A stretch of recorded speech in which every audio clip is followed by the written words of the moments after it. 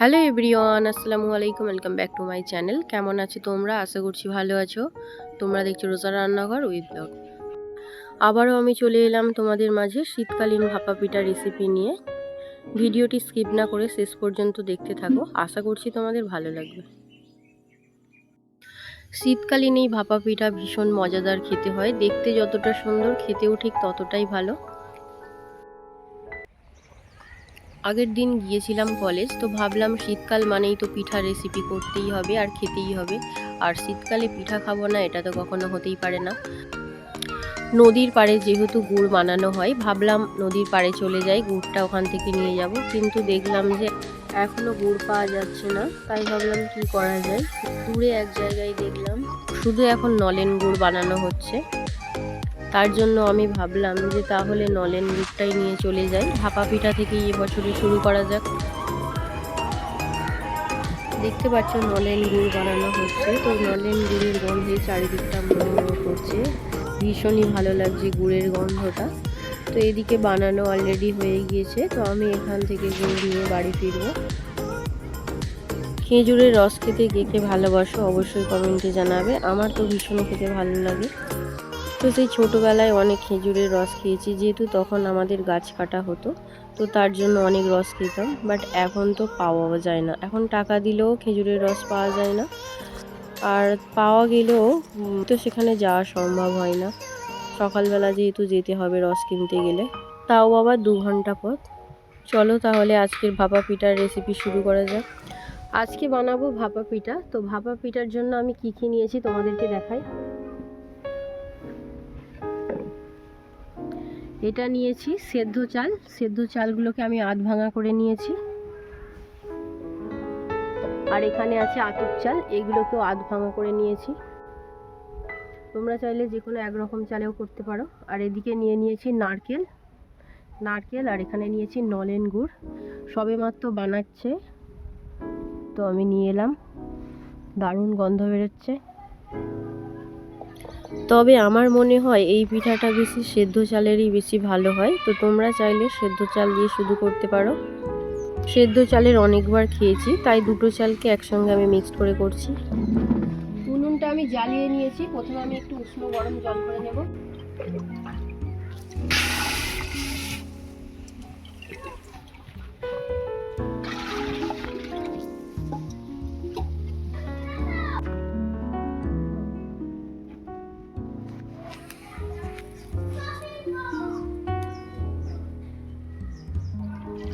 উষ্ণ গরম জল আমি করে নিয়েছি, এবারে ঢেলে নিলাম।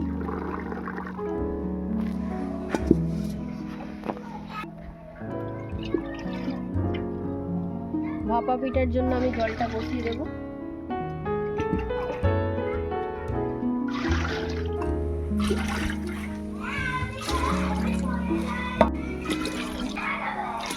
ভাপা পিঠার জন্য আমি জলটা বসিয়ে দিয়েছি। এবারে একটা সাদা কাপড় নিয়েছি, কাপড়টা আমি হাঁড়ির মুখে বেঁধে দেবো।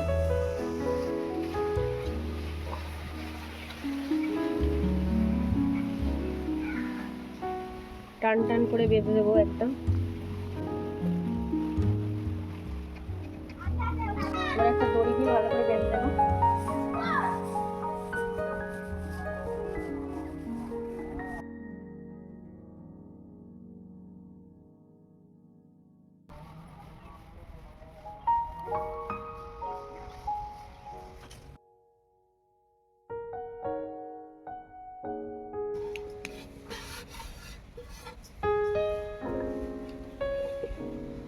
আতপ চাল, সেদ্ধ চাল সব একসঙ্গে আমি মিক্সড করে নিচ্ছি।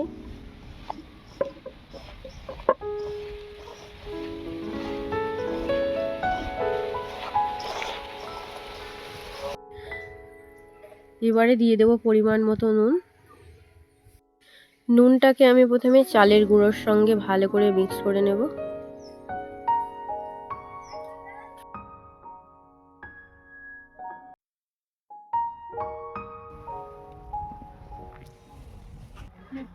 জলগুলো আমি একেবারে দেবো না, অল্প অল্প জল দিয়ে মাখাবো।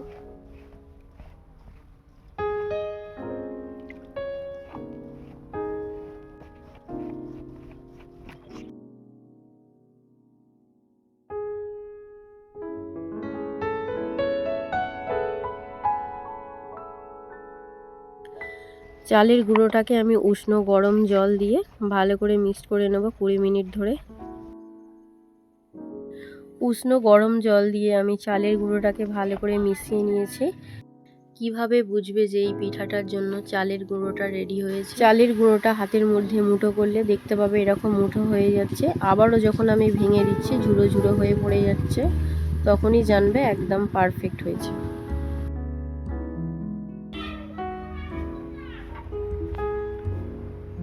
এবারে ছুরি দিয়ে আমি গুড়গুলোকে চেঁচে নিচ্ছি। তোমরা চাইলে গ্রেটারের সাহায্যে গ্রেট করে নিতে পারো, তবে গ্রেটারের সাহায্যে গ্রেট করলে গুড়গুলো একটু গলে যায়, তার জন্য আমি করছি না, ওই জন্য ছুরি দিয়ে একটু বড় বড় করে চেঁচে নিচ্ছি। এবার আমি ভাপা পিঠাগুলো বানিয়ে নেব। তো আমি এরকম 4টে বাটি নিয়েছি। তো এই বাটিগুলো আমরা বিস্কুটে পেয়েছিলাম, এতদিন কাজে লাগেনি, ভাবলাম একটা কাজেই লাগাই। এবার এই চালের গুঁড়োগুলো প্রথমে আমি বাটিতে দিয়ে দেব।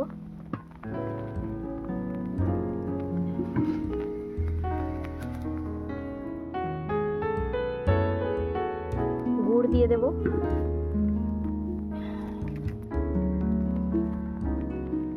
নারকেল কোড়া দিয়ে দেব,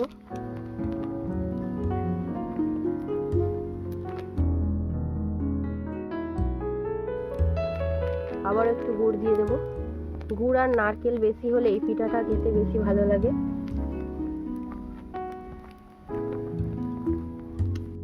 এবারে উপর থেকে চালের গুঁড়ো দিয়ে ভালো করে আমি চেপে দেব। একটা বাটি আমার রেডি হয়ে গিয়েছে। তো আবারও একটা বাটি নিয়ে নিলাম, চালের গুঁড়ো দিয়ে দেব, আবারও দিয়ে দেব গুড়, নারকেল কোড়া, আবারও চালের গুঁড়ো দিয়ে ভালো করে চেপে দেব। তোমরা চাইলে নারকেল কোড়াটা নাও দিতে পারো, শুধু গুড় দিলেও এই পিঠাটা হয়। তো নারকেল কোড়া দিলে খেতে ভালো লাগে, তার জন্য আমি দিলাম। একইভাবে বাকিগুলোও বানিয়ে নেব।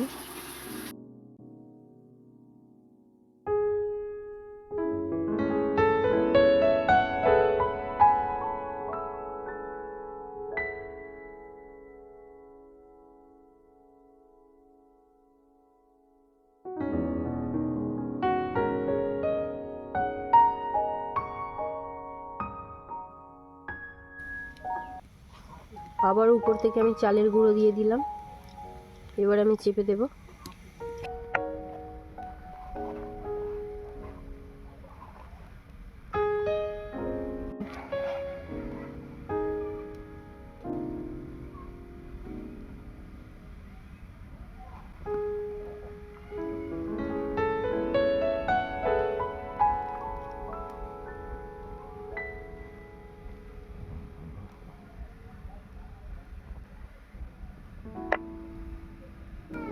এরকম আমি সাদা সুতির কাপড় নিয়েছি, কাপড়গুলোকে প্রথমে ভিজিয়ে নেব।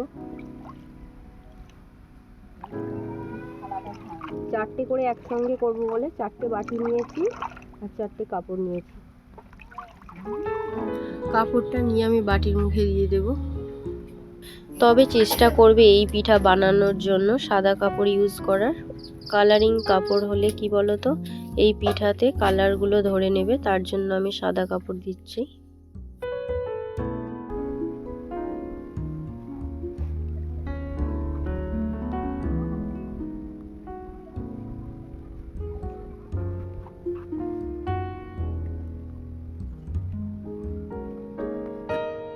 জলটা ফুটে গিয়েছে, এবার আমি পিঠাগুলো ভাপাতে দিয়ে দেব।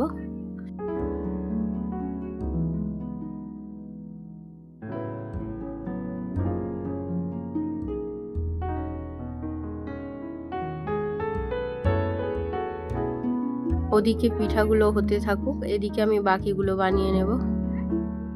এই পিঠাগুলো হতে বেশি সময় লাগে না, 5 থেকে 10 মিনিটের মধ্যে এই পিঠাগুলো হয়ে যায়।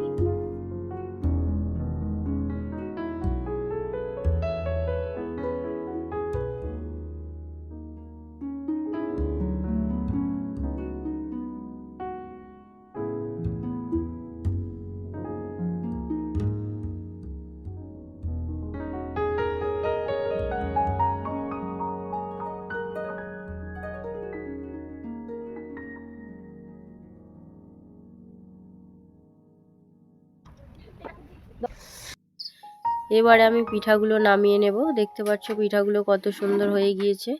তো কে কে ভাপা পিঠা খেতে ভালোবাসো অবশ্যই আমাকে কমেন্টে জানাবে।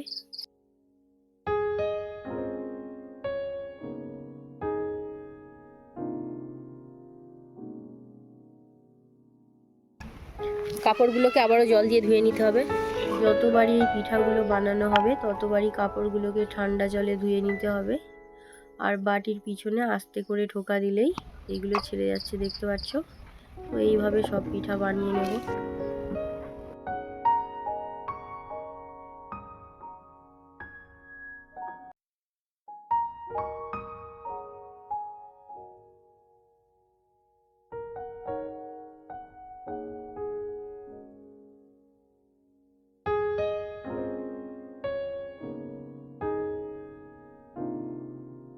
আবারও 4টে পিঠা ভাপাতে দিয়ে দিলাম। এবারে আমি বাকিগুলো বানিয়ে নেব। শীতকাল এলেই আমাদের প্রত্যেক বছর তেলের পিঠা দিয়ে শুরু হয়, তো এই বছরে প্রথম ভাপা পিঠা থেকে শুরু হচ্ছে। এই রকম সুন্দর সুন্দর পিঠার রেসিপি দেখতে হলে আমার চ্যানেলে অবশ্যই চোখ রাখতে হবে। আর এই শীত মানে রাস্তাঘাটে হাটে বাজারে দেখবে শুধু ভাপা পিঠা বিক্রি হচ্ছে, দেখতেও ভীষণ ভালো লাগে। তো কারা কারা হাটে বাজার থেকে এই পিঠার রেসিপিগুলো কিনে খেয়ে থাকো বা খেয়েছো অবশ্যই কমেন্টে জানাবে। আমিও অনেকবার বাজার থেকে এই ভাপা পিঠা কিনে খেয়েছি, খুবই ভালো লেগেছে।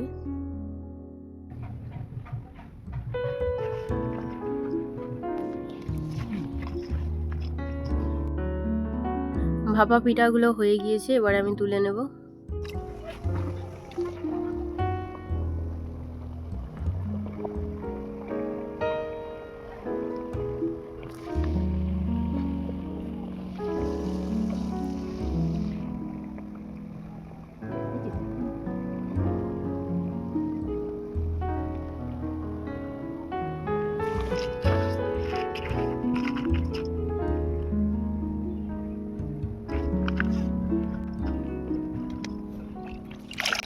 কাপড়গুলো আবারও আমি জলে ধুয়ে নিচ্ছি।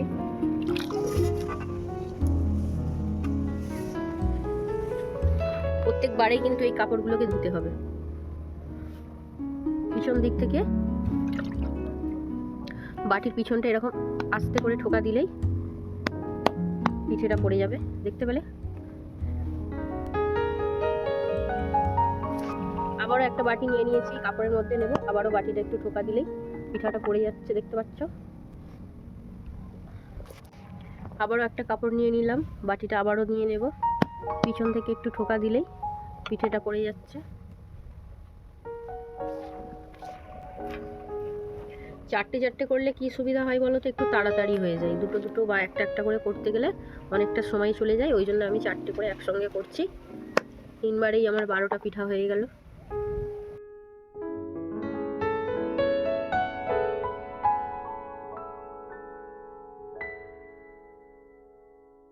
ভাপা পিঠাগুলো হয়ে গিয়েছে, এবার আমি নামিয়ে নেব।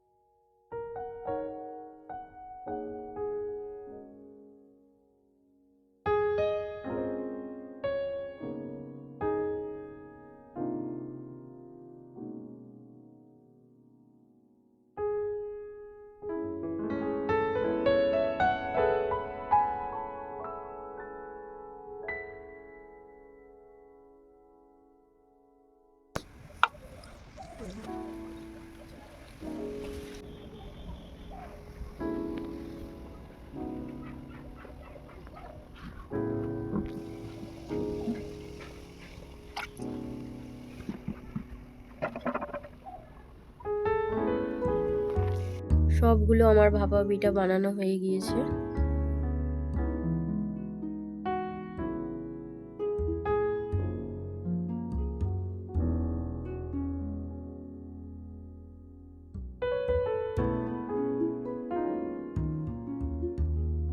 আজকে আমার ভাপা পিঠার রেসিপি কেমন হয়েছে অবশ্যই কমেন্টে জানাবে। যদি আমার রেসিপি ভালো লেগে থাকে লাইক কমেন্ট শেয়ার সাবস্ক্রাইব করে আমার পাশে থেকো। আর যারা ফেসবুক থেকে দেখছো আমার পেজটাকে ফলো করে দিও। দেখা হচ্ছে আবার নেক্সট অন্য কোনো রেসিপির সাথে। ভালো থেকো, সুস্থ থেকো, পরিবারের খেয়াল রেখো।